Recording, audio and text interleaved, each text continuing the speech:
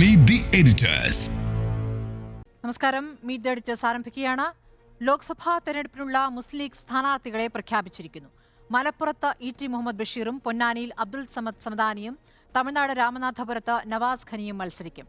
എന്നാൽ പുതുതായി ലഭിച്ച രാജ്യസഭാ സീറ്റിലേക്കുള്ള സ്ഥാനാർത്ഥിയെ പിന്നീട് പ്രഖ്യാപിക്കുമെന്നായിരുന്നു ലീഗ് നേതാക്കളുടെ പ്രതികരണം. മലപ്പുറം ലോക്സഭാ മണ്ഡലത്തിൽ ശ്രീ ഇ.ടി. മുഹമ്മദ് ബഷീർ സാഹിബാണ്. പൊന്നാനിയിൽ ശ്രീ അബ്ദുൾ സമദ് സമദാനി സാഹിബാണ്. തമിഴ്നാട്ടിലെ രാമനാഥപുരത്ത് നവാസ് ഖനിയാണ്. മണ്ഡലങ്ങൾ വെച്ചുമാറി സിറ്റിംഗ് എംപിമാർ തന്നെ വീണ്ടും മത്സരിക്കും. മലപ്പുറത്ത് മത്സരിക്കാനുള്ള ഇ.ടിയുടെ താൽപര്യത്തിന് ഒടുവിൽ സമദാനി വഴങ്ങി.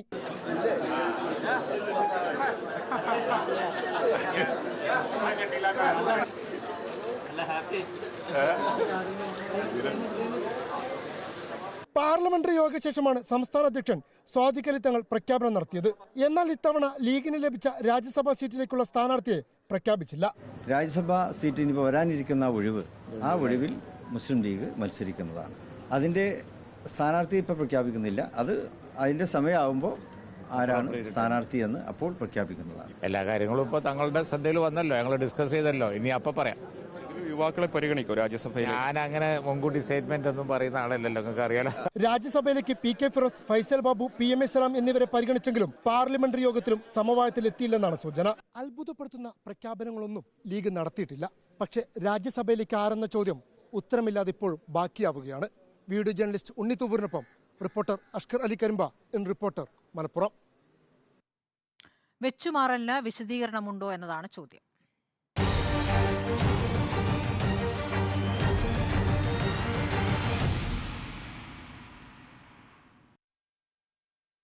ഞങ്ങൾ സ്റ്റുഡിയോയിൽ നിന്നും ഡോക്ടർ അരുൺ തൃശ്ശൂരിൽ നിന്നും ചർച്ചയിൽ പങ്കെടുക്കുകയാണ്. ആദ്യം ഉണ്ണി ബാലകൃഷ്ണൻ, വെച്ചുമാറലിന് വിശദീകരണമുണ്ടോ?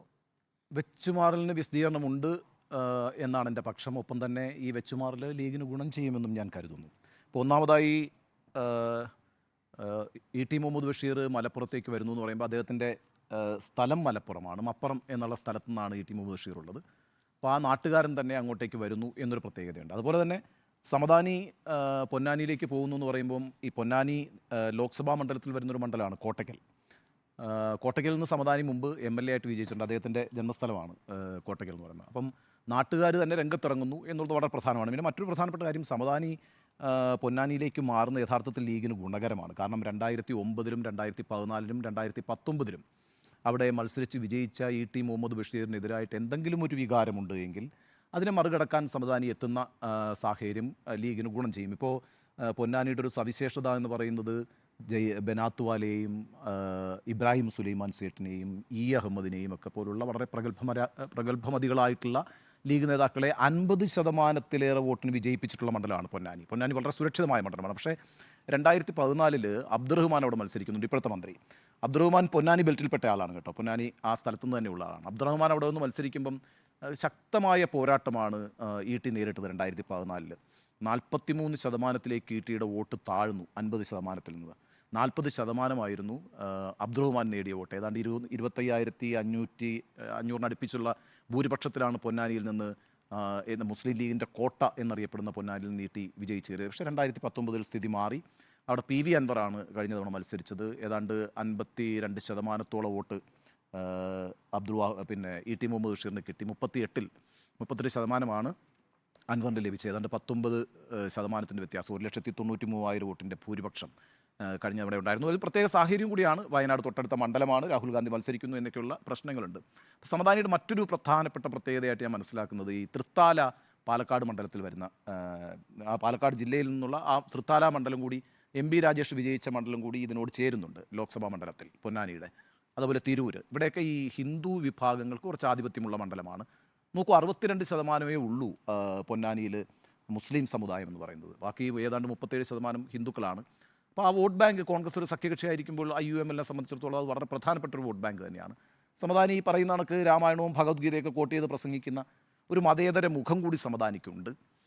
ഇ.ടിയെക്കുറിച്ച് അങ്ങനെയല്ല, ഇ.ടി കുറച്ചുകൂടി ഒരു കൺസർവേറ്റീവ് ആണെന്നുള്ളൊരു പ്രചാരണമുണ്ട്. അപ്പം ആ അർത്ഥത്തിലൊക്കെ കുറേ കൂടി ഹിന്ദു വോട്ട് സമാഹരിക്കാനും ഒക്കെ കഴിയുന്ന ഒരു നേതാവ് എന്നുള്ള നിലയ്ക്കും സമദാനി ഗുണം ചെയ്യും. പിന്നെ മറ്റൊരു പ്രധാനപ്പെട്ട ഘടകം ലെഫ്റ്റ് ഉറപ്പായിട്ടും വലിയ പ്രതീക്ഷ വെച്ച് പുലർത്തുന്നൊരു മണ്ഡലമാണ് പൊന്നാനി. അതിൻ്റെ ഒരു പ്രധാനപ്പെട്ട കാരണം എന്ന് വെച്ചാൽ ആ ലോക്സഭാ മണ്ഡലം, അവിടെയുള്ള 4 മണ്ഡലങ്ങളല്ലേ, തവനൂർ, താനൂർ, ഈ പറയുന്ന തൃത്താല, അവിടെ ആ മണ്ഡലങ്ങളിൽ പ്രധാനമായിട്ടും 4 പൊന്നാനി, ഓഫ് കോഴ്സ് പൊന്നാനിയിൽ നന്ദകുമാർ, തവനൂർ കെ ടി ജലീൽ, തൃത്താലയിൽ MP രാജേഷ്, താനൂർ അബ്ദുറഹ്മാൻ, ഈ 4 പേരും MLA-മാരായി LDF-ന്റെ പിന്നെ സ്ഥാനാർത്ഥികളായി വിജയിച്ച് കയറിയ മണ്ഡലമാണ്. പക്ഷേ ഞാൻ അതിൻ്റെ ഒരു പിന്നെ ഭൂരിപക്ഷം പരിശോധിക്കുമ്പം കഴിഞ്ഞ പ്രാവശ്യം PK ഫിറോസാണ് അബ്ദുറഹ്മാനെതിരെ മത്സരിച്ചത്. കടുത്ത മത്സരമായിരുന്നു താനൂർ നടന്നു. 1014 വോട്ടിൻ്റെ ഭൂരിപക്ഷത്തിലാണ് അബ്ദുറഹ്മാൻ ജയിച്ചിരിക്കുന്നത്. അതേപോലെ തന്നെ തൃത്താലയിൽ VT ബൽറാമിനെതിരെ MP രാജേഷ് മത്സരിച്ച് വിജയിച്ചിരിക്കുന്നത് 3000 ശിഷ്ടം വോട്ടിനാണ്.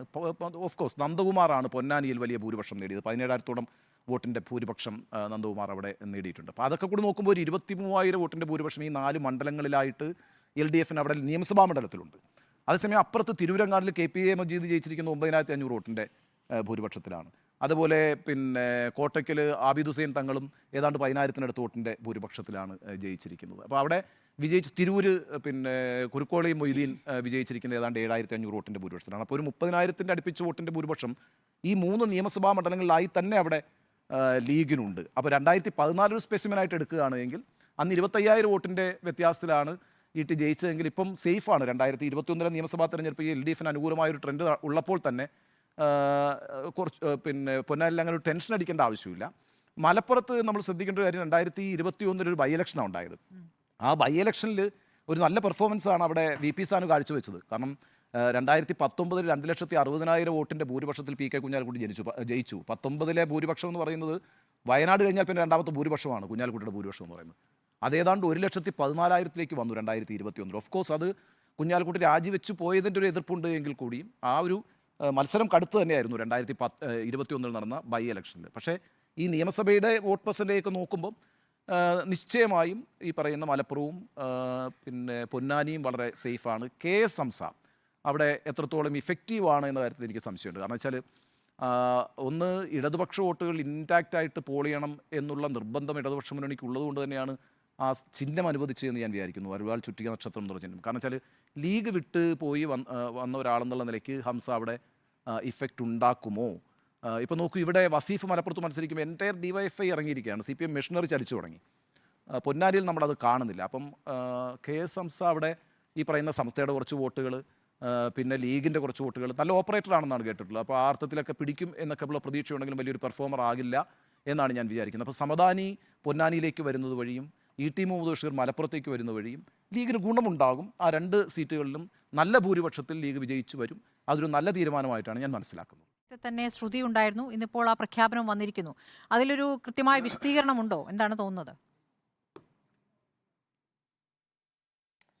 കൃത്യമായ വിശദീകരണമുണ്ട് എന്ന് ഞാൻ മനസ്സിലാക്കുന്നില്ല. കാരണം അതിൽ സ്മൃതി കുഞ്ഞാലിക്കുട്ടി പറഞ്ഞിരിക്കുന്ന വാചകം ഇത് അണ്ടർസ്റ്റുഡ് അല്ലേ എന്നുള്ളതാണ്. ആർക്കാണ് അണ്ടർസ്റ്റുഡ് ആയത്? ഒറ്റക്കാര്യം മാത്രമേ ഉള്ളൂ, അത് ET മുഹമ്മദ് ബഷീറിൻ്റെ താല്പര്യമായിരുന്നു. അബ്ദുൽ സമദാനിക്ക് പൊന്നാനിയിൽ മത്സരിക്കണം എന്നൊരു താല്പര്യം ഉണ്ടായിരുന്നില്ല. ഈ താല്പര്യം നേരത്തെ അറിയിക്കുമ്പോൾ അബ്ദുൽ സമദാനി അതിന് വഴങ്ങിക്കൊടുക്കുകയാണ് ചെയ്തത്. എന്തുകൊണ്ടായിരിക്കും ET മുഹമ്മദ് ബഷീർ മലപ്പുറത്തേക്ക് മാറിയത്? അതിന് നമ്മുടെ മുന്നിലൊരു മനോഹരമായ വിശദീകരണമുണ്ട്. അതാത് നാട്ടും പ്രദേശങ്ങളിൽ നിന്ന് തങ്ങളുടെ മണ്ഡലത്തിലെ വോട്ടർമാരെ നേരിട്ട് കണ്ട് അവർക്കൊപ്പം വോട്ട് ചെയ്യാൻ പോകുന്നു എന്നൊരു വിശദീകരണമാണ് ET മുഹമ്മദ് ബഷീർ നൽകിയിരിക്കുന്നത്. യഥാർത്ഥത്തിൽ ഇന്ത്യയുടെ ഒരു പ്രാതിനിധ്യ രീതി അനുസരിച്ച് അങ്ങനെ ഒരു സംവിധാനമില്ല. കഴിഞ്ഞ തവണ പുനലൂരിൽ വന്ന് മത്സരിച്ചത് അബ്ദുൾ റഹ്മാൻ രണ്ടത്താണിയാണ്. ആ നാട്ടുകാരനെ ആയിരുന്നില്ല എന്നത് നമ്മൾ ഓർമ്മിക്കണം. അതുകൊണ്ട് ഏതെങ്കിലും ഒരു മണ്ഡലത്തിലെ വോട്ടറാണ് എന്നുള്ളത് കൊണ്ട് ആ മണ്ഡലത്തിലെ ഒരു സ്ഥാനാർത്ഥിത്വം എന്നതൊരു തൃപ്തികരമായ വിശദീകരണമായി ഞാൻ മനസ്സിലാക്കുന്നില്ല. പകരം മറ്റെന്തെങ്കിലും ഉണ്ടോ എന്നുള്ളതാണ്. ഇൻകൺവീനിയൻസ് സാധാരണ രീതിയിൽ പറയാം. 77 വയസ്സായി ET മുഹമ്മദ് ബഷീറിന്. പൊന്നാനി മണ്ഡലം എന്ന് പറയുന്നത് തിരൂരങ്ങാടി മുതൽ ഇങ്ങ് തൃത്താല വരെ നീണ്ടു കിടക്കുന്ന ഒരു മണ്ഡലമാണ്. സ്വാഭാവികമായും സ്വന്തം വീട മണ്ഡലത്തിലല്ലാത്തത് കൊണ്ട് ദീർഘമായ യാത്രകൾ ചെയ്യേണ്ടി വരും എന്നുള്ളതാണ്. പക്ഷേ ഒരു MP എന്ന നിലയിൽ ആ മണ്ഡലത്തിലൊരു MLA പോലെ സജീവ സാന്നിധ്യമാകേണ്ട ആളല്ല ET മുഹമ്മദ് ബഷീർ. ET മുഹമ്മദ് ബഷീറിൻ്റെ ക്രെഡൻഷ്യലും അതല്ല. അതുകൊണ്ട് ഒരു തൃപ്തികരമായ വിശദീകരണമുണ്ട് എന്ന് ഞാൻ കണക്കാക്കുന്നില്ല ആദ്യമേ. പക്ഷെ ഒരു കാര്യം നമ്മൾ മനസ്സിലാക്കേണ്ടത്, ET മുഹമ്മദ് ബഷീറിനെതിരെ ഒരു ശരാശരി MP-യുടെ പെർഫോമൻസ് എന്നതിനും അപ്പുറത്തേക്ക് പൊന്നാനി മണ്ഡലത്തിലെ വോട്ടർമാർ വിധി എഴുതുന്നില്ല എന്നാണ് ഞാൻ മനസ്സിലാക്കുന്നത്. ഒരു ആവറേജ് പെർഫോമൻസ് ആയിരുന്നു മണ്ഡലത്തിൽ. പക്ഷേ അദ്ദേഹത്തിൻ്റെ ലോക്സഭയിലുള്ള അദ്ദേഹത്തിൻ്റെ പ്രകടനങ്ങൾ പലപ്പോഴും ന്യൂനപക്ഷ വിഷയങ്ങളിലുള്ള അദ്ദേഹത്തിൻ്റെ ഇടപെടലുകളാണ് അദ്ദേഹത്തെ ഇപ്പോഴും ലീഗിലെ അണികൾക്ക് വളരെ പ്രിയപ്പെട്ടൊരു നേതാവായി നിലനിർത്തുന്നത്. പക്ഷേ ആ മണ്ഡലത്തിനൊരു സവിശേഷമായ സ്വഭാവമുണ്ട്. നേരത്തെ ഇവിടെ വിശദീകരിക്കാൻ ശ്രമിച്ചതുപോലെ പൊന്നാനി മണ്ഡലം 2004 വരെ പെരിന്തൽമണ്ണയും മംഗളയും ഉൾപ്പെടുന്ന ലോക്സഭാ മണ്ഡലമായിരുന്നു. പക്ഷേ അതിനുശേഷമാണ് തവനൂരും കോട്ടക്കലും വരുന്നത്. തവനൂർ പിന്നീട് ചുവക്കുന്നത് കണ്ടു. കോട്ടക്കൽ ഇപ്പോഴും മുസ്ലിം ലീഗിൻ്റെ ഒരു കോട്ടയായി തന്നെ തുടരുന്നുണ്ട്. പക്ഷേ 3 മണ്ഡലങ്ങൾ നിർണായകമാണ്. അതിൽ പൊന്നാനി വളരെ നിർണായകമാണ്. അവിടെ കഴിഞ്ഞ തവണ 17,000-ഓളം വോട്ടുകൾ നേടിയാണ് അവിടെ നിന്നും നന്ദകുമാർ വരുന്നത്. തൃത്താലയുടെ കാര്യത്തിലും എം പി രാജേഷ് പിടിച്ചെടുത്തതിലൂടെയും ഇപ്പോൾ അവിടെ എം പി രാജേഷ് അത് കൺസോളിഡേറ്റ് ചെയ്തിട്ടുണ്ട് ആ പൊളിറ്റിക്കൽ പൊസിഷൻ. അതുകൊണ്ട് തന്നെ തൃത്താലയും പൊന്നാനിയും വളരെ പ്രധാനപ്പെട്ട 2 സെഗ്മെൻറ്റുകളാണ് പൊന്നാനി മണ്ഡലത്തിൽ. മൂന്നാമത്തത് നമ്മൾ നേരത്തെ പറഞ്ഞ തവനൂരാണ്. അതിൽ കാര്യമായ രീതിയിലുള്ള വലിയ മാറ്റം ഉണ്ടാവില്ല. കാരണം വളരെ നേരിയ വോട്ടിനാണ് കഴിഞ്ഞ തവണ PK ഫിറോസ് ഇവിടെ പരാജയപ്പെടുന്നത്. പക്ഷേ ഈ 3 മണ്ഡലങ്ങൾക്കും അപ്പുറം ബാക്കിയുള്ള 4 മണ്ഡലങ്ങളിലെ വോട്ട് ബാങ്ക് പൊന്നാനിയിൽ ശരാശരി ഒരു 75,000 വോട്ടിൻ്റെ പിന്തുണ ലീഗിന് കൊടുക്കുന്നതായിട്ട് നമുക്ക് കാണാൻ സാധിക്കും ലോക്സഭാ തിരഞ്ഞെടുപ്പുകൾ വെച്ച് നോക്കിയാൽ. കഴിഞ്ഞ തവണത്തെ ഒരു എക്സെപ്ഷണൽ കേസാണ്. കഴിഞ്ഞ തവണ ET മുഹമ്മദ് ബഷീറിന് 5,21,000 വോട്ടാണ് കിട്ടിയത്. അത് ശരാശരി കിട്ടിക്കൊണ്ടിരുന്ന 3,70,000, 80,000 റേഞ്ചിൽ നിന്ന് ഉയർന്നു നിൽക്കുന്ന ഒരു റേഞ്ചാണ്. പക്ഷേ അപ്പോഴും ഇടതുമുന്നണിക്ക് പൊന്നാനി ലോക്സഭാ കോൺസ്റ്റിറ്റ്യുവൻസിയിൽ തുടർച്ചയായി കഴിഞ്ഞ 4 തിരഞ്ഞെടുപ്പുകൾ എടുത്ത് പരിശോധിച്ചാൽ ശരാശരി 3 ലക്ഷം മുതൽ 3,20,000 വരെ വോട്ടുകൾ ഉള്ളതായിട്ട് കാണാം. അപ്പോൾ കഴിഞ്ഞ തവണ രാഹുൽ ഗാന്ധിയുടെ സാന്നിധ്യത്തിലും, അതായത് വയനാട്ടിലെ സ്ഥാനാർത്ഥി സാന്നിധ്യത്തിലും, ഒപ്പം ഈ ശബരിമല വിഷയമടക്കമുള്ള വിഷയങ്ങളും കേന്ദ്രത്തിൽ ഒരു ഇടതുമുന്നണി ഒരു രാഹുൽ ഗാന്ധിയുടെ നേതൃത്വത്തിലുള്ള ഒരു മുന്നണി അധികാരത്തിൽ വരാൻ പോകുന്നു എന്ന തോന്നലിലും പൊന്നാനിക്ക് കിട്ടിയ, അല്ലെങ്കിൽ ET മുഹമ്മദ് ബഷീറിന് കിട്ടിയ ഒരു പിന്തുണയാണ് 5,21,000 വോട്ടെന്ന വലിയൊരു നമ്പറിലേക്ക് വരുന്ന എക്സെപ്ഷണൽ കേസാണ്. അത് ആവർത്തിക്കാൻ പോകുന്നില്ല. അങ്ങനെയാണെങ്കിൽ ഇത്തവണ ET മുഹമ്മദ് ബഷീർ ആ മണ്ഡലത്തിൽ തുടർന്നാൽ 3 തവണ തുടർച്ചയായിട്ടുള്ള ഒരു MP എന്ന നിലയിൽ ഞാൻ നേരത്തെ സൂചിപ്പിച്ചതുപോലെ ശരാശരി പ്രകടനമാണ് അദ്ദേഹം കാഴ്ചവെച്ചിരിക്കുന്നത് എന്നതുകൊണ്ട് തന്നെ അദ്ദേഹം പരാജയപ്പെട്ടില്ലെങ്കിലും ഭൂരിപക്ഷം നന്നേ ചുരുങ്ങാനുള്ള സാധ്യതയുണ്ട് എന്ന കാര്യത്തിൽ സംശയമില്ല. ഇതൊരു പ്രധാനപ്പെട്ട കാരണമായിട്ട് ഞാൻ മനസ്സിലാക്കുന്നു. എന്നാൽ മലപ്പുറം സേഫ് സീറ്റാണ്. മലപ്പുറത്തെ 7 നിയമസഭാ മണ്ഡലങ്ങളും ഒരിക്കലും ETയെ കൈവിടാൻ പോകുന്നില്ല എന്നുള്ളത് ETക്കും കൂടി ബോധ്യമായ കാര്യമാണ്. ഇനി ഈ അബ്ദുൾ സമദ് സമദാനിയുടെ കാര്യത്തിലാണെങ്കിലും അബ്ദുൾ സമദ് സമദാനി നേരത്തെ ഇവിടെ സൂചിപ്പിച്ചതുപോലെ ET മുഹമ്മദ് ബഷീറിനേക്കാൾ മറ്റു മതവിഭാഗങ്ങൾക്ക് വളരെ പൊതു സ്വീകാര്യനായ, ഒരുപക്ഷെ GM ബനാത്ത് വാലയെ തുടർച്ചയായിട്ട് 7 തവണ വിജയിപ്പിച്ചൊരു മണ്ഡലം എന്ന നിലയിൽ ആ മണ്ഡലത്തിൽ ഏറെ സ്വീകാര്യനായ ഒരു മുസ്ലിം സമുദായത്തിലെ സാംസ്കാരിക നേതാവ് എന്നൊരു പ്രതിച്ഛായ കൂടി അദ്ദേഹത്തിനുണ്ട്. അതുകൊണ്ട് KS ഹംസയെ നേരിടുമ്പോൾ ET മുഹമ്മദ് ബഷീറിനേക്കാൾ അവിടെ ലീഗിന് ഉപയോഗിക്കാൻ സാധ്യതയുള്ള, ലീഗിന് പരീക്ഷിക്കാൻ സാധ്യതയുള്ള കാൻഡിഡേറ്റ് തീർച്ചയായും അബ്ദുൾ സമദ് സമദാനിയാണ്. പക്ഷേ അവിടെയും വളരെ പ്രധാനപ്പെട്ട ഒരു കാര്യമുണ്ട്. പൊന്നാനിയുടെ രാഷ്ട്രീയ ചരിത്രത്തിൽ 3 തവണ മാത്രമേ ഇടതുമുന്നണി നേതാക്കൾ ഏതെങ്കിലും തരത്തിൽ പാർലമെന്റിലേക്ക് എത്തിയിട്ടുള്ളൂ. അത് 1962-ലും പിന്നീട് 67-ലും തുടർച്ചയായിട്ട് 67 വരെയുള്ള കാലഘട്ടങ്ങളിലാണ്. CK ചക്രവാണിയും CPMന്റെ കാര്യത്തിൽ ഇമ്പിച്ചി ബാവയുമായിരുന്നു. അപ്പോൾ ആ മണ്ഡലത്തിനൊരു ഇടതു സ്വഭാവം ഇല്ലെങ്കിലും ഭൂരിപക്ഷം കുറയ്ക്കാൻ പൊന്നാനി മണ്ഡലത്തിന് സാധിക്കുമെന്നുള്ളത് തീർച്ചയാണ്. ആ ഒരു പ്രധാനപ്പെട്ട ഫാക്ടർ കൂടി ഒരുപക്ഷേ മുഹമ്മദ് ബഷീർ, ET മുഹമ്മദ് ബഷീർ കണക്കിലെടുത്തിട്ടുണ്ടാവാം. അതുകൊണ്ട് മലപ്പുറത്തേക്ക് മാറുന്നു എന്നാണ് ഞാൻ മനസ്സിലാക്കുന്നത്. തന്നെ പാർട്ടി നൽകിയ വിശദീകരണം തൃപ്തികരമല്ല. കാരണം ഒരു പാർലമെന്ററി ജനാധിപത്യ സംവിധാനത്തിൽ ഏതെങ്കിലും മണ്ഡലത്തിലെ വോട്ടർ ആകണമെന്നില്ല ആ മണ്ഡലത്തിലെ സ്ഥാനാർത്ഥിയാവാൻ. അതുകൊണ്ട് അദ്ദേഹം ഒരു വിശദീകരണം കണ്ടെത്തിയെന്ന് മാത്രം. നാട്ടിലെ വോട്ടർമാർക്കൊപ്പം വോട്ട് ചെയ്യാം എന്നുള്ളത് വളരെ സൂപ്പർഫിഷ്യലായ, വളരെ ആഴമില്ലാത്ത ഒരു നിരീക്ഷണമായിട്ടാണ് ഞാൻ മനസ്സിലാക്കുന്നത്. പക്ഷേ അതൊരു വിശദീകരണം എന്ന നിലയിൽ പാർട്ടി അവതരിപ്പിക്കുമ്പോൾ അതിനെ പാർട്ടി അണികൾക്ക് അംഗീകരിക്കുകയും നിവൃത്തിയുള്ളൂ എന്നാണ് മനസ്സിലാക്കുന്നത്. എന്നാലും ET മുഹമ്മദ് ബഷീറിനെതിരെ ശക്തമല്ലെങ്കിലും ഒരു ഭരണവിരുദ്ധ വികാരം, ഒരു MP എന്ന നിലയിലുള്ള വിരുദ്ധ വികാരം മണ്ഡലത്തിലുണ്ട്. പക്ഷേ ലീഗ് അണികളിൽ അത് ഇല്ലതാനും. അത് ഞാൻ നേരത്തെ സൂചിപ്പിച്ചതുപോലെ മുത്തലാഖ് വിഷയത്തിലാണെങ്കിലും പൗരത്വ വിഷയത്തിലാണെങ്കിലും ET മുഹമ്മദ് ബഷീർ നടത്തിയ ഇടപെടലുകൾ ശ്രദ്ധേയമാണ്. പലയിടങ്ങളിലും ET മുഹമ്മദ് ബഷീർ നടത്തിയ സന്ദർശനങ്ങൾ ഇതിനകം തന്നെ വാർത്തയായിരുന്നു. മണിപ്പൂരിലടക്കം അദ്ദേഹവും ലീഗും നടത്തിയ യാത്രയൊക്കെ നമ്മളടക്കം കണ്ടതുമാണ്. അതുകൊണ്ട് അദ്ദേഹത്തിന് ഒരു MP എന്ന നിലയിൽ ലോക്സഭയിലുള്ള പെർഫോമൻസ് ഒരു ശരാശരിക്ക് മുകളിലാണെങ്കിലും മണ്ഡലത്തിലുള്ള അദ്ദേഹത്തിൻ്റെ സാന്നിധ്യം, അദ്ദേഹത്തിൻ്റെ വികസന പ്രവർത്തനങ്ങളിൽ വലിയ അതൃപ്തിയുണ്ട് എന്നാണ് ഞാൻ മനസ്സിലാക്കുന്നത്. MP നികേഷ് കുമാർ എന്താണ് കരുതുന്നത്? ഈ പെർഫോമൻസുമായി ബന്ധപ്പെട്ടാണോ, അതിൽ അതൃപ്തി കൊണ്ട് ഞാൻ മണ്ഡലം മാറുന്നു എന്ന നിലപാടിലേക്ക് അദ്ദേഹം പോയി എന്നാണോ മനസ്സിലാക്കേണ്ടത്? നമുക്ക് ഈ ലീഗിൻ്റെ വാക്കും പ്രവൃത്തിയും യോജിച്ചു പോകുന്നില്ല എന്നുള്ളതാണ് എൻ്റെ നിരീക്ഷണം. മുസ്ലിം ലീഗ് എന്തുകൊണ്ടാണ് ഒരു 3ാമത്തെ സീറ്റ് ആവശ്യപ്പെട്ടിട്ടുള്ളത്? 2019-2024 കാലഘട്ടത്തിൽ നരേന്ദ്രമോദി പാർലമെൻറ്റിൽ അവതരിപ്പിക്കുന്ന ബില്ലുകളിലെല്ലാം തന്നെയും ഒരു മുസ്ലിം വിരുദ്ധതയുണ്ട്. ആ മുസ്ലിം വിരുദ്ധതയെ പ്രതിരോധിക്കാൻ മുഖ്യധാര രാഷ്ട്രീയ പാർട്ടികൾക്ക് സാധിക്കുന്നില്ല. ഒരു മുസ്ലിം ന്യൂനപക്ഷത്തിൻ്റെ ശബ്ദം പാർലമെൻറ്റിൽ മുഴങ്ങുന്നില്ല. അതുകൊണ്ട് നേരത്തെയുള്ള ലോക്സഭാ തെരഞ്ഞെടുപ്പിലൊക്കെ തന്നെയും മുസ്ലിം ലീഗിന് 2-ൽ കൂടുതൽ സീറ്റുകൾ ആവശ്യപ്പെട്ടപ്പോൾ ആ കാലഘട്ടത്തിൽ ഒരു മതേതര പാർട്ടിയായ കോൺഗ്രസ് കൂടുതൽ സീറ്റുകളിൽ മത്സരിച്ച് വലിയ ഒറ്റക്കക്ഷിയാകട്ടെ എന്നുള്ള ആ സമ്മർദ്ദത്തിൽ മുസ്ലിം ലീഗ് കൺസീഡ് ചെയ്യുകയായിരുന്നു, കീഴടങ്ങുകയായിരുന്നു ചെയ്തിരുന്നത്. പക്ഷേ 2019-2024 കാലഘട്ടത്തിലെ അനുഭവം മുൻനിർത്തിയാണ് മുസ്ലിം ലീഗ് ഞങ്ങൾക്ക് കൂടുതൽ സീറ്റുകൾ വേണം, ഞങ്ങൾക്ക് ന്യൂനപക്ഷത്തിൻ്റെ ശബ്ദം പാർലമെൻറ്റിൽ അവതരിപ്പിക്കണം എന്ന ആവശ്യം ഉയർത്തിയത്. നമുക്കിവിടെ ഇപ്പോൾ ഇ.ടി. മുഹമ്മദ് ബഷീറും അബ്ദുൾ സമദ് സമദാനിയും ഒക്കെ തന്നെയും നമുക്ക് വളരെ പ്രിയപ്പെട്ടവരാണ്. അവർക്ക് രണ്ടുപേർക്കും നല്ല നേതൃഗുണമുണ്ട് എന്ന കാര്യത്തിൽ തർക്കമൊന്നുമില്ല. നമുക്ക് പൊന്നാനിയിൽ തന്നെ 45% മുസ്ലിങ്ങളുണ്ട്. അതുപോലെ മലപ്പുറത്ത് പോയാൽ അതിനേക്കാളേറെ മുസ്ലിങ്ങളുണ്ട്. മുസ്ലിങ്ങളെ പ്രതിനിധാനം ചെയ്യുന്ന ഏറ്റവും വലിയ രാഷ്ട്രീയ പാർട്ടിയാണ് മുസ്ലിം ലീഗ്. ഇപ്പോഴും ഇ.ടി. മുഹമ്മദ് ബഷീറും അബ്ദുൾ സമദ് സമദാനിക്കും അപ്പുറത്തേക്ക് ചെറുപ്പക്കാരായ ആളുകളെ കൊണ്ടുവരാനും പരീക്ഷിക്കാനും ലീഗിന് കഴിയുന്നില്ല എന്നുള്ളത് ലീഗ് തന്നെ പരിശോധിക്കേണ്ട ഏറ്റവും പ്രധാനപ്പെട്ട കാര്യം. നമുക്കറിയാവുന്നതുപോലെ അത്തരത്തിലുള്ള പരീക്ഷണങ്ങളൊന്നും നടന്നിട്ടില്ലാത്ത പാർട്ടിയല്ല മുസ്ലിം ലീഗ്.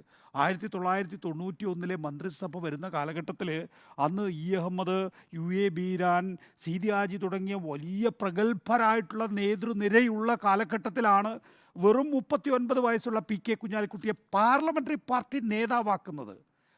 PK കുഞ്ഞാലിക്കുട്ടി മാത്രമല്ല, അന്ന് 42 വയസ്സ് മാത്രമേ ഇ.ടി. മുഹമ്മദ് ബഷീറിനുണ്ടായിരുന്നുള്ളൂ.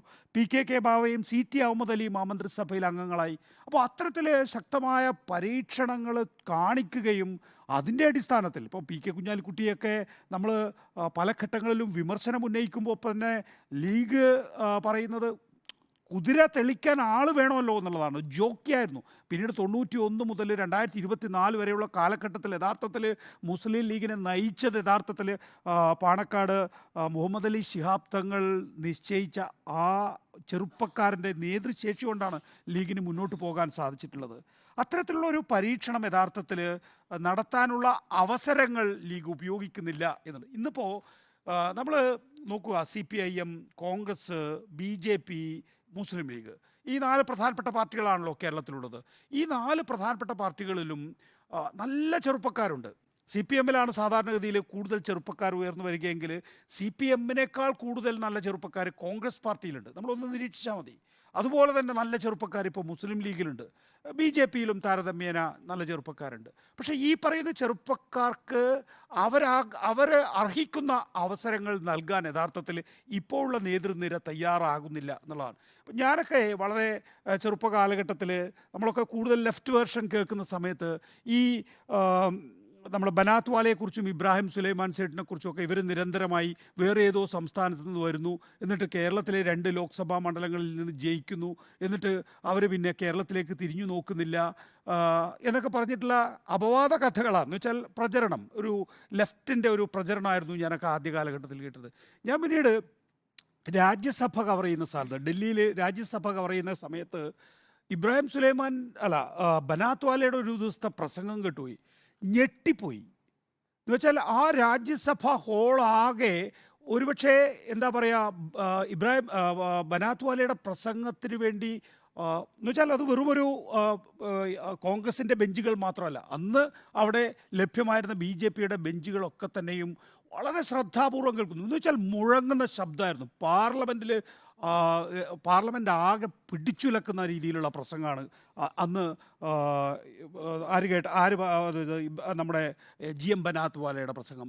ഇബ്രാഹിം സുലൈമാൻ സേട്ടും ആ നിലയിലായിരുന്നു. ഒരുപക്ഷെ മുസ്ലിം കോസിനെ പാർലമെൻറ്റിൽ കൃത്യമായി അവതരിപ്പിക്കാൻ കഴിഞ്ഞ ചരിത്രത്തിലെ നമുക്കറിയാം വളരെ പ്രഗത്ഭരായിട്ടുള്ള പാർലമെൻറ്റ് അംഗങ്ങളൊക്കെ ഉണ്ടായിട്ടുണ്ട് എങ്കിൽ തന്നെയും ഇവരുടെ തുടർച്ചയായിട്ടുള്ള പാർലമെൻറ്റിലെ അവസരങ്ങൾ ഇവർ വളരെ കൃത്യമായി ഉപയോഗിച്ചിരുന്നു എന്നുള്ളതാണ്. ഇപ്പോൾ നമ്മുടെ മുസ്ലിം ലീഗിൻ്റെ ഭാഗത്ത് നിന്ന് 3 അംഗങ്ങളുണ്ട്. അതിൽ ഈ ഇബ്രാഹിം നമ്മുടെ അബ്ദുൾ സമദ് സമദാനിയെ സംബന്ധിച്ചിടത്തോളം നല്ല ഒരു രസികനായിട്ടുള്ള ആളാണ്. അദ്ദേഹം മുസ്ലിം കോഴ്സ് നന്നായി പഠിച്ചിട്ടുള്ള ആളാണ്.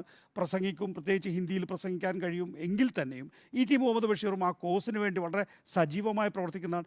ഈ നിലയിലേക്ക് എത്താൻ സാധിക്കുന്നുണ്ടോ എന്നുള്ളതാണ്. അവരെ ഉന്നയിച്ച പോലെ, അതായത് ബനാത്ത് വാലയും ഇബ്രാഹിം സുലൈം സേട്ടൊക്കെ പ്രൈവറ്റ് ബില്ലുകളിലൂടെ വലിയ പല വിഷയങ്ങളിലും ഇടപെട്ടുകൊണ്ട് സംസാരിച്ചതുപോലെ ഇവർക്ക് ഇടപെടാൻ കഴിഞ്ഞിട്ടില്ല എന്നുള്ളതൊരു ആത്മവിമർശനത്തോടു കൂടി യഥാർത്ഥത്തിൽ മുസ്ലിം ലീഗ് കാണേണ്ടതാണ് എന്നുള്ളത്. ഇപ്പോൾ തമിഴ്നാട്ടിലെ MP നവാസ് കനിയൊക്കെ എടുത്താൽ അദ്ദേഹം പാർലമെൻറ്റിൽ മിണ്ടിയിട്ടുണ്ടോ എന്ന കാര്യം തന്നെ സംശയമാണ്. അപ്പോൾ ഈ ഒരു സാഹചര്യത്തിൽ ലീഗിനൊരു നല്ല അവസരം കൈവന്നിരുന്നു.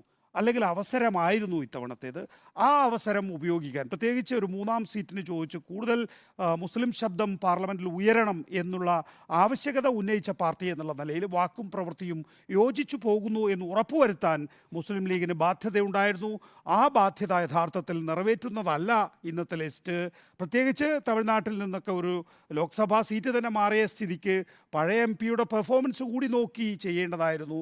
E.T. മുഹമ്മദ് ബഷീറിൻ്റെ പ്രായമാണ് അദ്ദേഹത്തെ പൊന്നാനിയിൽ നിന്ന് മലപ്പുറത്തേക്ക് പരിഗണിക്കാൻ ഇടയാക്കിയിട്ടുള്ളത്. അപ്പോൾ പ്രായം ഇത്തരത്തിലുള്ള മണ്ഡലമാറ്റത്തിന് പരിഗണനയാണ്. പക്ഷേ അത് ലോക്സഭയിൽ കൂടുതൽ വ്യക്തമായ ഒരു ശബ്ദം കേൾക്കാനുള്ള പരിഗണനയായി മാറുന്നില്ല എന്നുള്ളത് വളരെ ലീഗ് തന്നെ പരിശോധിക്കേണ്ട വിഷയമാണ്. പിന്നെ 3-ാം സീറ്റ് ലഭ്യമായി എന്നുള്ളതാണല്ലോ ലീഗ് ഇപ്പോൾ പറയുന്നത്. നമുക്ക് 2024 ജൂണിൽ വരുന്ന ഒഴിവിൽ രാജ്യസഭയിൽ മുസ്ലിം ലീഗ് പ്രതിനിധി പോകുമെന്ന് വ്യക്തതയുണ്ട്. പിന്നീട് വരുന്നത് ഒഴിവെന്ന് പറയുന്നത് 3 സീറ്റുകളാണ് 2026. അത് നിയമസഭാ തെരഞ്ഞെടുപ്പിന് ശേഷമാണ്. 2026 ജൂലൈയിലാണ് ആ 3 സീറ്റ് ഒഴിവ് വരിക. അവിടെ UDF ആണ് ജയിക്കുന്നതെങ്കിൽ ശരിയാണ്, മുസ്ലിം ലീഗിന് ഒരംഗത്തെ കൂടി ജയിപ്പിച്ചെടുക്കാൻ കഴിയും. അങ്ങനെ നിലവിലുള്ള 2 അംഗങ്ങളെ മുസ്ലിം ലീഗിന് രാജ്യസഭയിൽ എത്തിക്കാൻ സാധിക്കും. അഥവാ LDF ആണ് ജയിക്കുന്നതെങ്കിൽ ആ സീറ്റ് അപ്പോൾ കോൺഗ്രസ് ആണ് എടുക്കുക. അപ്പോൾ വീണ്ടും ലീഗിൻ്റെ അംഗസംഖ്യ രാജ്യസഭയിൽ 1 കുറയും എന്നുള്ളതാണ്. പിന്നീട് അടുത്ത സീറ്റ് എന്ന് പറയുന്നത് ജബി മേത്തർ പോകുന്ന ഒഴിവിലേക്കാണ്, റിട്ടയർ ചെയ്യുന്ന ഒഴിവിലേക്കാണ്. അത് 2028ലേക്കാണ്. ആ 2028 ലീഗിനെ സംബന്ധിച്ചിടത്തോളം വീണ്ടും ആ സീറ്റ് തിരിച്ചു കിട്ടുമെന്നാണ്. അപ്പോൾ വീണ്ടും 2ാം സീറ്റ്. അപ്പോൾ 2024 മുതൽ 26 വരെ ലീഗിന് 2 പേരുണ്ടാവും. 2026 UDF വന്നാൽ അതേ സിറ്റുവേഷൻ ഉണ്ടാവും. പക്ഷേ UDF അല്ല LDF ആണെങ്കിൽ 2026 മുതൽ 28 വരെ ലീഗിന് 2 മെമ്പർമാരുണ്ടാകില്ല, ഒരേ മെമ്പർ മാത്രമേ ഉണ്ടാവുകയുള്ളൂ എന്നുള്ളതാണ്. അപ്പോൾ 3 സീറ്റ് കിട്ടി, അല്ല 2 സീറ്റ് രാജ്യസഭയിൽ കിട്ടി എന്നുള്ള അവകാശവാദം യഥാർത്ഥത്തിൽ ഭാഗ്യാന്വേഷണം മാത്രമാണ്, ഒരു ഭാഗ്യ പരീക്ഷണം മാത്രമാണ്. ലീഗിന് കൃത്യമായി രാജ്യസഭയിൽ 2 സീറ്റ് കിട്ടിയതായി ഇവിടുത്തെ UDFലെ ധാരണയിൽ നിന്ന് നമുക്ക് വ്യക്തമല്ല. ശരി, വെച്ചുമാറലിന് വിശദീകരണമുണ്ട് എന്ന് തന്നെയാണ് ഞാൻ കരുതുന്നത്. ഇപ്പോൾ ETയുടെ പ്രായം ഒരു പ്രധാന ഘടകമാണെന്ന് പറയുന്നത് ശരിയാണ്. പക്ഷേ പ്രായം എന്ന നിലയ്ക്കല്ല, ഇപ്പോൾ ഈ പറഞ്ഞ മാതിരി മുസ്ലിം കോസ് ഈ BJPക്കെതിരെ ഏറ്റവും ശക്തമായ ശബ്ദമായി ഉയർന്നു കേട്ടിട്ടുള്ള ഒരു ശബ്ദം ETയുടെ തന്നെയാണ്. പലപ്പോഴും കോൺഗ്രസ് നല്ല രീതിയിൽ പ്രതികരിക്കുന്നില്ല എന്ന് പോലും പരസ്യമായി പ്രതികരിച്ചിട്ടുള്ളത് ETയാണ്. അപ്പോൾ പല വിഷയങ്ങളും അദ്ദേഹം വളരെ ശക്തമായി തന്നെ പാർലമെൻറ്റിനകത്തും പുറത്തും സംസാരിച്ചിട്ടുണ്ട്. ഇപ്പോഴുള്ളത് പ്രായോഗിക രാഷ്ട്രീയം, പ്രായോഗികമായി ഇപ്പോൾ പൊന്നാനിയിൽ നിൽക്കുന്നതിനേക്കാൾ കുറച്ചുകൂടി സേഫായ ഉറപ്പുള്ള മലപ്പുറത്തേക്ക് മാറുക എന്നുള്ളത് അദ്ദേഹം ആഗ്രഹിച്ചിരുന്നു. അതിൽ ഈ കടുത്ത മത്സരത്തിലേക്ക് നീങ്ങാൻ ബുദ്ധിമുട്ടുണ്ട് എന്ന് അദ്ദേഹം അറിയിച്ച പ്രകാരം തന്നെയാണ് മലപ്പുറത്തേക്ക് മാറിയിരിക്കുന്നത്. ഇപ്പോൾ പൊന്നാനിയിൽ എന്തൊക്കെ പറഞ്ഞാലും ഇപ്പോൾ വന്നിരിക്കുന്ന സ്ഥാനാർത്ഥി സമസ്തയുടെ കൂടി സമ്മതമുള്ള സ്ഥാനാർത്ഥിയാണ് എന്നുള്ള കാര്യം നമുക്ക് വ്യക്തമാണല്ലോ. ഇപ്പോൾ ETയെ പോലൊരു പ്രമുഖ മുജാഹിദ് നേതാവ് അദ്ദേഹം പൊന്നാനിയിൽ മത്സരിക്കുകയാണെങ്കിൽ അവിടെ സുന്നികൾ പാലം വലിക്കുമോ എന്നുള്ള ഭയം അദ്ദേഹത്തിനുണ്ട്. അങ്ങനെ പാലം വലിച്ച സാഹചര്യം നേരത്തെ ഉണ്ടായിട്ടുണ്ട്. PK ഫിറോസ് നേരത്തെ താനൂരിൽ മത്സരിക്കുന്ന ഘട്ടത്തിൽ ഈ രീതിയിൽ സുന്നി വിഭാഗങ്ങൾ കൂറുമാറി വോട്ട് ചെയ്ത് പരാജയപ്പെടുത്തിയിട്ടുണ്ട്. അപ്പോൾ അങ്ങനെ ഒരു മുൻ അനുഭവം ലീഗിനെ സംബന്ധിച്ച് അവിടെ നിൽക്കുന്നുണ്ട്. സമദാനിയാകട്ടെ സമസ്തയുമായി നല്ല ബന്ധമുണ്ട്. നേരത്തെ പറഞ്ഞതുപോലെ നല്ല പ്രാസംഗികനാണ്, എല്ലാ വിഭാഗവുമായി നന്നായി സംസാരിക്കാനും ഉള്ളൊരു പ്രത്യേക കഴിവുണ്ട്. അപ്പോൾ അത് വെച്ച് പൊന്നാനിയിൽ കുറച്ചുകൂടി സാധ്യത സമദാനിക്കാണ് എന്നൊരു വിലയിരുത്തലേക്ക് ആ പാർട്ടി എത്തുമ്പോൾ അത് ആ പാർട്ടിയുടെ സ്വാതന്ത്ര്യമാണ്. പിന്നെയുള്ളത് ഈ എന്താണ്, പൊന്നാനിയിൽ ഇപ്പോൾ വലിയ ലീഡ് കഴിഞ്ഞ തവണ ഉണ്ടായിട്ടില്ലല്ലോ. അപ്പോൾ LDF നേരത്തെ പറഞ്ഞ പോലെ LDFന് കൂടുതൽ സ്വാധീനമുള്ള കുറച്ച് നിയമസഭാ മണ്ഡലങ്ങൾ കൂടി ഉണ്ട് എന്നുള്ള സാഹചര്യം അവിടെ നിൽക്കുന്നു. ഇപ്പോഴത്തെ സ്ഥാനാർത്ഥിയുടെ സ്വാധീനം ഏത് രൂപത്തിൽ എന്നുള്ളത്, അദ്ദേഹം ഇപ്പോൾ 2023 മാർച്ച് വരെ ലീഗ് സെക്രട്ടറി ആയിരുന്നു. അപ്പോൾ ലീഗിൻ്റെ ഒരു നേതാവ് എന്ന നിലയ്ക്ക് തന്നെയാണ് അവിടെയുള്ളവർ അദ്ദേഹത്തെ മനസ്സിലാക്കിയിരിക്കുന്നത്. ലീഗ് എന്ന ഒരു വ്യക്തിത്വം, ലീഗിൻ്റെ ഭാഗമായിട്ടുള്ള ഒരു അതെ KS ഹംസയ്ക്ക് ലീഗുമായിട്ടുള്ള ബന്ധം ഒരു വർഷമേ ആയിട്ടുള്ള ബന്ധം വിച്ഛേദിച്ചിട്ടുള്ളത്. അപ്പോൾ അദ്ദേഹത്തിൻ്റെ വ്യക്തിത്വം എന്ന് പറയുന്നത് ലീഗിനകത്ത് അദ്ദേഹം എങ്ങനെയായിരുന്നു, PK കുഞ്ഞാലിക്കുട്ടിയുടെ എതിർ വിഭാഗമായിരുന്നു. അപ്പോൾ PK കുഞ്ഞാലിക്കുട്ടിയോട് പിണങ്ങിയിട്ടാണ് അദ്ദേഹം ആ പാർട്ടി വിടുന്നത്. അപ്പോൾ അതുകൊണ്ട് തന്നെ ആ രൂപത്തിലാണ് അത് കാണേണ്ടത്. അപ്പോൾ ആ ആനുകൂല്യം ചിലപ്പോൾ നിഷേധ വോട്ടുകളുടെ രൂപത്തിൽ കിട്ടാം. കുഞ്ഞാലിക്കുട്ടിയെ എതിർക്കുന്ന ലീഗിൽ നിന്ന് തന്നെയുള്ള വോട്ടുകൾ ഒരുപക്ഷെ അദ്ദേഹത്തിന് കിട്ടാം. അതോടൊപ്പം തന്നെ ഈ നല്ല സ്വാധീനം ഈ EK-AP സുന്നികളുടെ വിഭാഗങ്ങളുടെ പിന്തുണയുണ്ട്, ജമാഅത്തിൻ്റെ പിന്തുണയുണ്ട് എന്ന് കേൾക്കുന്നു. ആ രൂപത്തിൽ ഒരുപക്ഷെ നമ്മൾ വിചാരിക്കുന്നതിനേക്കാൾ KS ഹംസയ്ക്ക് പിന്തുണ ലഭിക്കാനുള്ള സാധ്യത അവിടെ നിൽക്കുന്നു.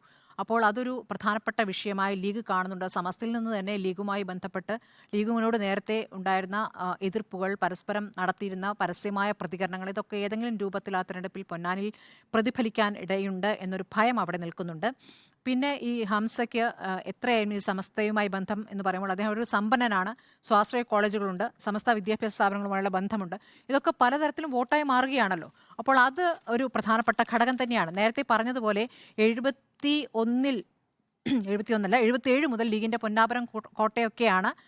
പക്ഷേ ഈ പറഞ്ഞതുപോലെ മലപ്പുറം പോലെ അത്ര ഉറപ്പുള്ള സ്ഥലമല്ല എന്നുള്ളതും ഓരോ തവണയും ഇപ്പോൾ അത് സി പി ഐയുടെ മണ്ഡലമായിരുന്നല്ലോ, നേരത്തെ സി പി ഐയുടെ മണ്ഡലമായിരുന്നു. അപ്പോൾ ആ സമയത്ത് തുടർച്ചയായ പരാജയങ്ങൾ സംഭവിച്ച ശേഷമാണ് സി പി എം ഏറ്റെടുക്കുന്നത്. സി പി എമ്മിന് മത്സരിക്കാനല്ല, സി പി എം പിന്തുണയോടുള്ള സ്വതന്ത്രയെ പരീക്ഷിച്ചിരുന്നു. പല പരീക്ഷണങ്ങളിലും വലിയ രീതിയിൽ ചർച്ച ചെയ്യപ്പെട്ട പരീക്ഷണങ്ങൾ ഉണ്ടായിട്ടുണ്ടല്ലോ. ഇപ്പോൾ ഹുസൈൻ രണ്ടത്താണി മത്സരിക്കുന്നു, അതിനുശേഷം പിന്നീട് ഈ പറഞ്ഞതുപോലെ അൻവറിനെ പരീക്ഷിക്കുന്നു 2019. അൻവറിനെ പരീക്ഷിക്കുമ്പോൾ നല്ലോണം പണം ഒഴുക്കിയിട്ടാണ് ആ തെരഞ്ഞെടുപ്പൊക്കെ നടന്നിട്ടുള്ളത്.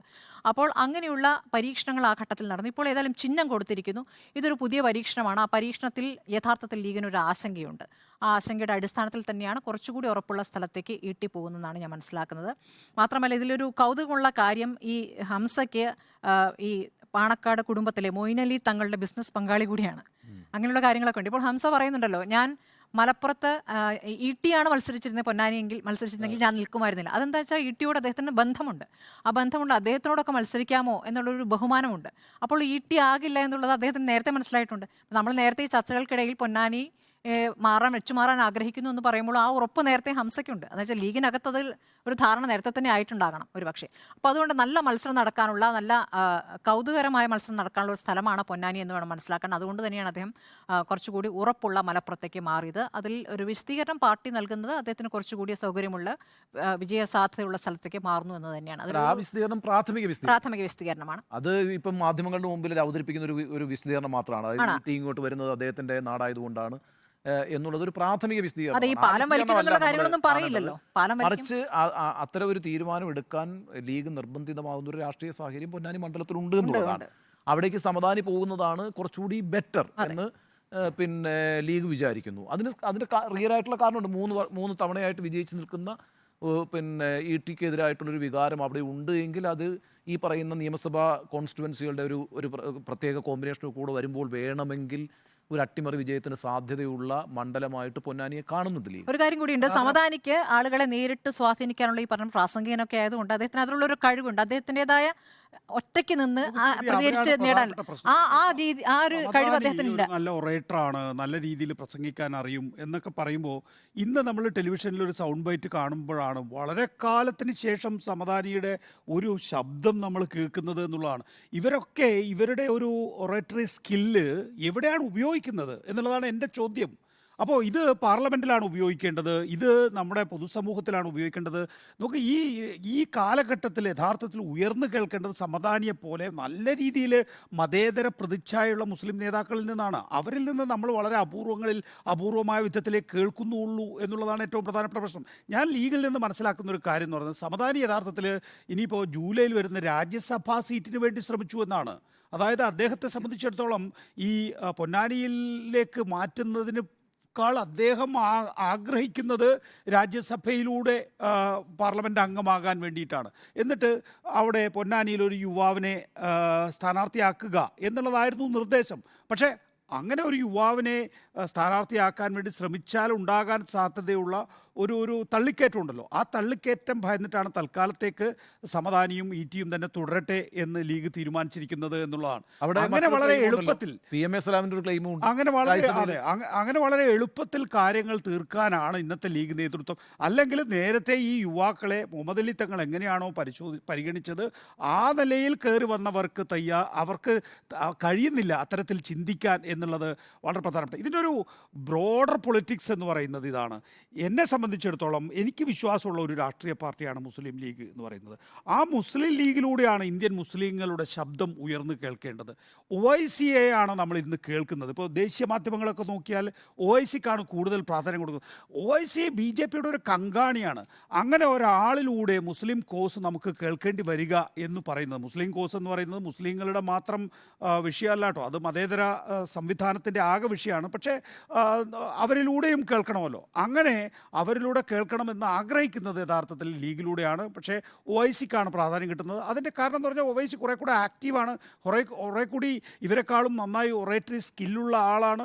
അങ്ങനെയാണ് OICയെ നമ്മൾ കേൾക്കുന്നത്. അത് പലപ്പോഴും നമ്മൾ ചതിക്കുന്ന വിധത്തിലാണ് യഥാർത്ഥത്തിൽ സംഘപരിവാർ രാഷ്ട്രീയത്തിനോടൊപ്പം സ്പോയിലറാണ്. നിന്നുകൊണ്ട് ചെയ്യുന്നതെന്നുള്ള. ഇപ്പോൾ പ്രധാനമായും ഉത്തർപ്രദേശിലോ ബീഹാറിലോ അല്ലെങ്കിൽ ഉത്തരേന്ത്യയിലെ ആകെ തന്നെയും ഏതെങ്കിലും ഒരു മുസ്ലിം സീറ്റ്, അതാ നോക്കിക്കോ, അടുത്ത ലോക്സഭാ തെരഞ്ഞെടുപ്പ് വരാൻ പോവാണല്ലോ, ഒരു മുസ്ലിം സീറ്റിൽ ഒറ്റയ്ക്ക് നിൽക്കാൻ പോവുകയാണ്. ഇപ്പോൾ ഇന്ത്യ ബ്ലോക്ക്, ആ മുസ്ലിം ഇന്ത്യ ബ്ലോക്കും BJP വേഴ്സസ് എന്ന് പറയുന്ന പലയിടങ്ങളിലും മുസ്ലിം സീറ്റുകളിൽ മാത്രമേ കൊണ്ടുപോയി OIC സ്ഥാനാർത്ഥി നിർത്തുള്ളൂ. എന്തിനാണ് ഈ പറയുന്ന ഇന്ത്യ ബ്ലോക്കിൻ്റെ വോട്ടുകൾ സ്പ്ലിറ്റ് ചെയ്യിക്കുന്നതിന് വേണ്ടി? ആ വോട്ടുകൾ സ്പ്ലിറ്റ് ചെയ്യിക്കുന്നത് ആരാണ്?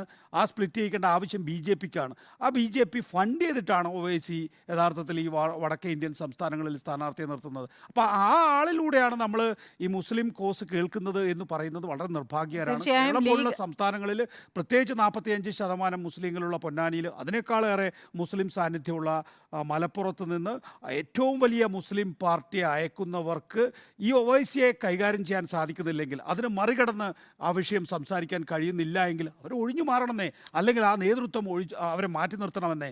അതല്ലാതെ വീണ്ടും വീണ്ടും പരീക്ഷണങ്ങൾ, അതും മണ്ഡലങ്ങൾ മാറിയുള്ള പരീക്ഷണങ്ങളെന്നും പറയുന്നത് ഈ കാലഘട്ടത്തിൻ്റെ ആവശ്യമേ അല്ല. ശരി, ET അങ്ങനെ സംസാരിക്കാത്ത ഒരാളാണെന്ന് ഞാൻ കരുതുന്നില്ല. പാർലമെന്റിനകത്തും പുറത്തും സംസാരിക്കും. ഭാഷയുടെ ഒരു പ്രശ്നം ഉണ്ടായിരിക്കും. മറ്റിടത്ത് ഹിന്ദി സംസാരിക്കുന്നു, അതുകൊണ്ട് തന്നെ ദേശീയ മാധ്യമങ്ങൾ അവിടെ എടുത്തു കൊടുക്കുന്നു. അങ്ങനെയൊക്കെയുള്ള ഒരു പ്രധാനപ്പെട്ട കുറച്ച് ഘടകങ്ങൾ കൂടിയുണ്ട്. ഇവരിൽ വരുന്ന വിമർശനം എന്തൊക്കെയാണ്? ഇവർ വളരെ നിർണായകമായ ഘട്ടങ്ങളിൽ പാർലമെന്റിലേ ഇല്ല എന്നുള്ളതാണ്. അങ്ങനെയൊക്കെയുള്ള വിമർശനങ്ങൾ വരുന്ന ഘട്ടത്തിലാണ് അവർ പറയുന്നത് ഞങ്ങൾക്ക് ഈ മുസ്ലിം ശബ്ദം കൂടുതൽ ഉയർത്തി കേൾപ്പിക്കണം, അതുകൊണ്ട് ഞങ്ങൾക്ക് 3 സീറ്റ് വേണം എന്ന്. ആ 3 സീറ്റിന് ചോദിക്കുന്ന ലീഗ് 2 സീറ്റിലെ ഉചിതരായുള്ള സ്ഥാനാർത്ഥികളെയാണോ നിർത്തുന്നതെന്ന് അവരുടെ അണികളോടെങ്കിലും അവർ കൃത്യമായി വിശദീകരിച്ചാൽ നന്ന്. ശരി, വെച്ചുമാറലിന് വിശദീകരണമുണ്ടോ എന്നുള്ളതായിരുന്നു ചോദ്യം. യെസ് എന്ന 4 പേരും അഭിപ്രായപ്പെട്ടു.